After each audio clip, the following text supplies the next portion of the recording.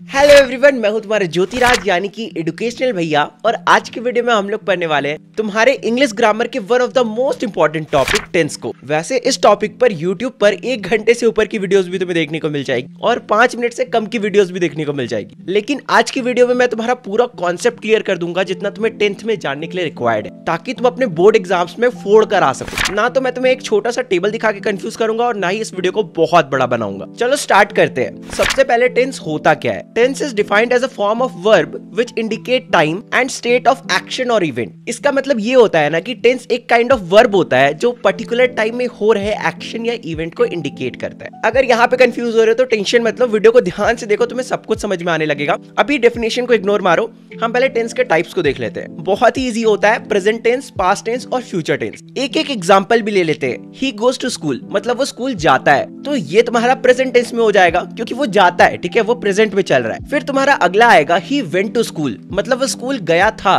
तो ये क्या हो गया तुम्हारा पास्ट टेंस में, गया था। फिर अगला एग्जांपल है he will go to school मतलब वो स्कूल जाएगा, तो ये क्या हो गया, ये फ्यूचर टेंस में हो गया। अब देखो इतना तो बेसिक होता है, सबको पता होता है कि टेंस के 3 टाइप होते हैं, present tense, past tense, future tense, और इन्हें कैसे पहचानना है ये सब तो हम क्लास 2-3 से पढ़ते आ रहे हैं। तो 10th में क्या अलग है? तो क्लास 10th में तुम्हें इनके भी टाइप्स को पहचानना आना चाहिए। मेनली 4 टाइप होते हैं, सिंपल, इंडेफिनिट, दोनों सेम ही होता है। फिर तुम्हारा आता है continuous, perfect and perfect continuous. अब ये जो 4 टाइप मैंने तुम्हें बताया ना, ये प्रेजेंट के साथ भी होते हैं, पास्ट के साथ भी होते हैं और फ्यूचर के साथ भी होते हैं। जैसे कि एक बार बता देता हूँ, स्क्रीन में देखो, सिंपल प्रेजेंट टेंस या फिर इंडेफिनिट प्रेजेंट टेंस, दोनों सेम ही चीज होगा। इस चीज को अपने दिमाग में घुसा लो, कहीं पे भी सिंपल या इंडेफिनिट लिखा हुआ होगा वो सेम ही चीज होगा। तो प्रेजेंट टेंस के तुम्हारे 4 टाइप हो गए, indefinite present tense, present continuous tense, present perfect tense, present perfect continuous tense. वैसे ही तुम्हारे पास्ट के भी 4 टाइप हो जाएंगे। एक होगा तुम्हारा सिंपल पास्ट टेंस या फिर तुम कह सकते हो पास्ट इंडेफिनिट टेंस, ठीक है। फिर तुम्हारा होगा पास्ट कंटिन्यूअस टेंस, फिर तुम्हारा पास्ट परफेक्ट टेंस, फिर तुम्हारा पास्ट परफेक्ट कंटिन्यूअस टेंस। वैसे ही फ्यूचर के साथ भी चारों लगा दो,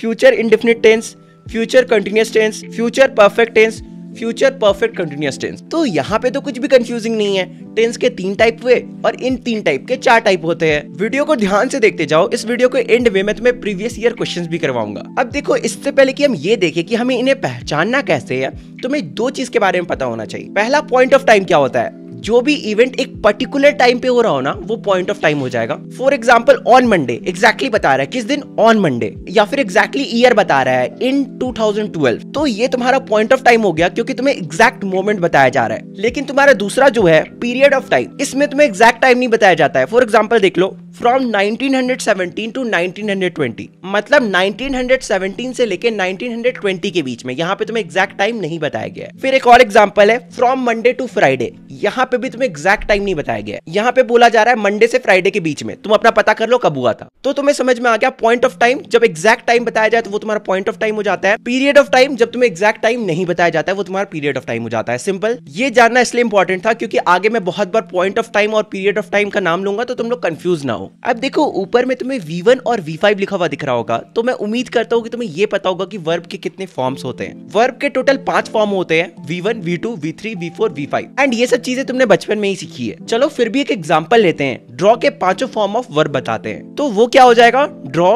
ड्रू, ड्रॉन, ड्रॉइंग, ड्रॉज। कितना इजी था ना। अब जल्दी से कमेंट सेक्शन में जाओ और राइट के 5 फॉर्म ऑफ वर्ब्स बताओ। जल्दी से बताओ, जो पहले बताएगा उसका कमेंट पिन कर दूंगा। तो उसी तरह से अगर तुम्हें सिंपल प्रेजेंट टेंस या फिर प्रेजेंट इंडेफिनिट टेंस को पहचानना होगा तो बहुत इजी है। जहां पे भी सब्जेक्ट प्लस V1 या फिर V5 लगा हुआ होगा वो तुम्हारा प्रेजेंट इंडेफिनिट टेंस हो जाएगा। वैसे हाँ, एक और चीज, अगर तुम V1 में S या फिर ES लगा दोगे तो वो V5 हो जाता है, तुम्हें इतना तो पता ही होगा। फॉर एग्जाम्पल, राइट का राइट्स हो जाता है, ग्रो का ग्रोज हो जाता है। समझ में आ गया V1 और V5 में क्या अंतर होता है? कुछ बच्चों को डाउट होता है इसलिए बता दिया। और वहीं पर अगर तुम V1 में ING जोड़ दोगे तो वो V4 बन जाएगा। फॉर एग्जाम्पल, राइट का राइटिंग हो जाएगा, फाइट का फाइटिंग हो जाएगा, है ना। V4 और V5 को पहचानना बहुत ही आसान। खैर, हम ये देख रहे थे कि हम प्रेजेंट इंडेफिनिट टेंस को कैसे पहचानते हैं। तो जहां पर भी तुम्हें सब्जेक्ट के बाद V1 या फिर V5 लगा हुआ दिख जाए तो वो तुम्हारा प्रेजेंट इंडेफिनिट टेंस हो जाता है। इसका बेसिक यूज होता है कोई भी हैबिट बताने में। अब तुम्हें कुछ एग्जांपल्स बताता हूं जहां पे भी हैबिट का बात हुआ। For example, he smokes, he drinks, he eats, तो वहां पर प्रेजेंट इंडेफिनिट टेंस हो जाएगा। या फिर जहां पर भी यूनिवर्सल ट्रुथ का बात होगा वहां पर भी प्रेजेंट इंडेफिनिट टेंस हो जाएगा। For example, the sun rises in the east, ये तो यूनिवर्सल ट्रुथ है, सन कहां से राइज करता है, इन द ईस्ट। या फिर कोई न्यूज़पेपर हेडलाइन हो गया, for example PM science the deal, तो यहाँ पर भी तुम्हारा प्रेजेंट इंडेफिनिट टेंस हो जाएगा। या फिर कोई स्पोर्ट्स कमेंट्री में जैसे कि सचिन स्ट्राइक्स द बॉल,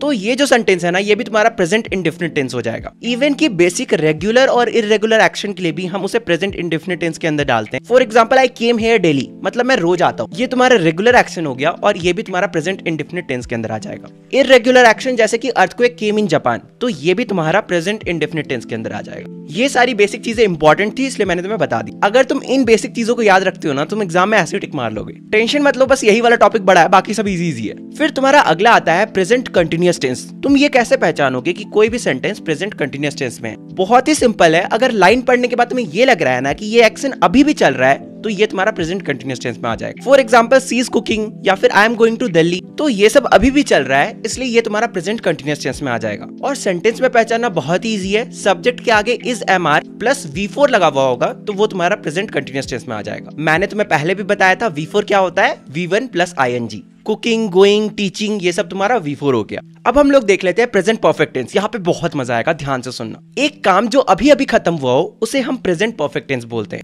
जैसे कि एग्जांपल हो गया he has finished the homework, मतलब उसने अभी अभी होमवर्क कंप्लीट करा है। और इसे पहचानना भी बहुत आसान होता है। Subject plus has have plus V3 लगा हुआ होता है। अब तुम्हारे मन में आ रहा होगा कि अगर अभी अभी काम खत्म हो चुका है तो वो तो पास्ट टेंस में होना चाहिए ना। तो यहाँ पे ध्यान से सुनना। अभी मैंने तुम्हें पॉइंट ऑफ टाइम और पीरियड ऑफ टाइम के बारे में बताया था। तो अगर सेंटेंस में पॉइंट ऑफ टाइम गिवन होगा ना, तो वो सिंपल पास्ट हो जाएगा। For example she returned 2 days ago, तो यहाँ पे 2 days ago तुम्हारा पॉइंट ऑफ टाइम है, एग्जैक्ट टाइम बताया जा रहा है। लेकिन वहीं पर अगर तुम्हारे सेंटेंस में पीरियड ऑफ टाइम होगा तो वो तुम्हारा प्रेजेंट परफेक्ट टेंस हो जाएगा। For example she has known me for 2 years, यहाँ पर किसी पर्टिकुलर टाइम की बात नहीं हो रही है, यहाँ पे पीरियड ऑफ टाइम की बात हो रही है। वो मुझे 2 साल से जानती है, 2 साल पहले नहीं जानती थी, वो मुझे 2 साल से जानती है। तो समझ में आ गया, अगर सेंटेंस में पॉइंट ऑफ टाइम है तो वो तुम्हारा पास्ट टेंस में चला जाएगा।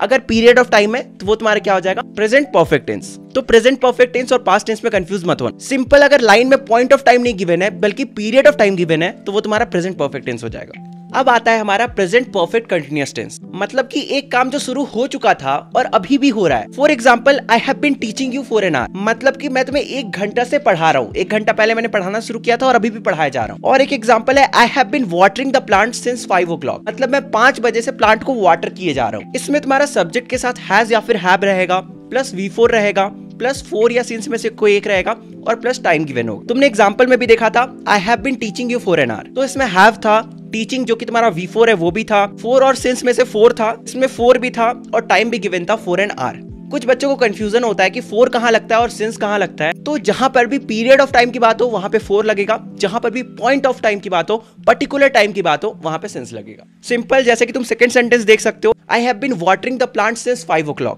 यहाँ पर पर्टिकुलर टाइम गिवन है, दैट इज 5 o'clock, तो इसलिए यहाँ पे सिंस लगेगा। ऊपर वाले एग्जांपल में पर्टिकुलर टाइम नहीं गिवन था, इसलिए 4 लगा था। ठीक है, अब हम लोग देखते हैं सिंपल पास्ट टेंस या फिर पास्ट इंडेफिनिट टेंस। कोई भी सिंपल एक्ट जो कि पास्ट में कंप्लीट हुआ हो वो सिंपल पास्ट टेंस के अंदर आ जाता है, या फिर कोई भी सिंपल हैबिट जो कि तुम्हारी पास्ट में थी वो तुम्हारे पास्ट टेंस के अंदर आ जाता है। अगर कोई हैबिट प्रेजेंट में है तो वो सिंपल प्रेजेंट टेंस, अगर कोई हैबिट पास्ट में है तो वो सिंपल पास्ट टेंस। यहाँ पे एग्जांपल गिवन है I met your brother yesterday, ये एक एग्जांपल है।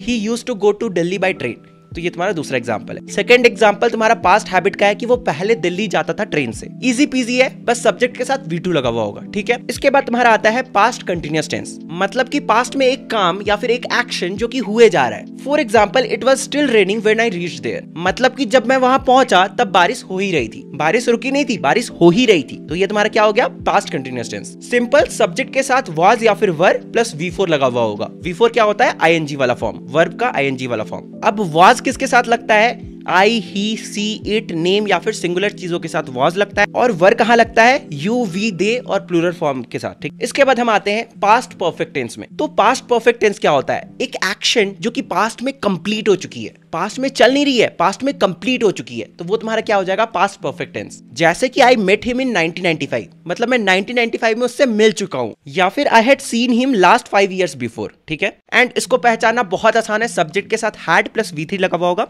तुम यहाँ पे देख ही सकते हो हैड लगा हुआ है। आई एम सॉरी, यहाँ पे तुम्हारे एग्जांपल 1 में I had met him in 1995 होगा, हैड छूट गया था लिखना। ठीक है, फिर तुम्हारा आता है पास्ट परफेक्ट कंटिन्यूअस टेंस। यहाँ पे ध्यान से सुनना, एक काम जो पास्ट में एक टाइम से पहले स्टार्ट हुआ हो, मतलब कि अभी तक नहीं चले आ रहा है, वो काम एक पॉइंट ऑफ टाइम से पहले स्टार्ट हुआ है पास्ट में, और वो काम उस पॉइंट ऑफ टाइम तक चले आ रहा है। जैसे कि एक एग्जांपल ले लेते हैं, he had been serving the institution for last 1 year, मतलब कि वो इंसान इस इंस्टीट्यूशन में पास्ट 1 ईयर से काम करता आ रहा है। एंड इसको पहचानना बहुत ही आसान है, सब्जेक्ट के साथ had plus been plus V4, मतलब तुम्हारा वर्ब का ING वाला form plus 4 since plus time given होगा।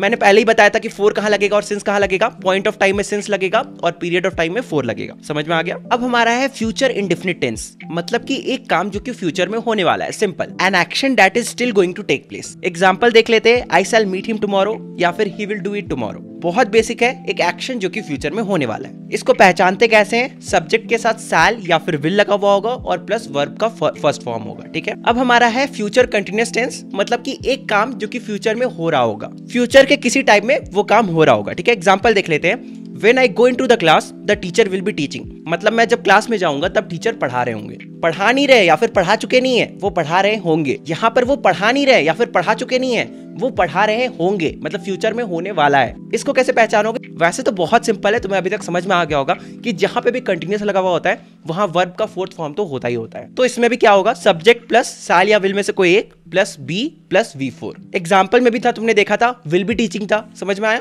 ठीक है। अब हम लोग देखते हैं फ्यूचर परफेक्ट टेंस, मतलब कि एक काम जो कि इस पॉइंट ऑफ टाइम तक फ्यूचर में कंप्लीट हो जाना चाहिए। It is used to indicate the completion of an action by a certain future time. Example से समझते हैं, फिर समझ में आ जाएगा।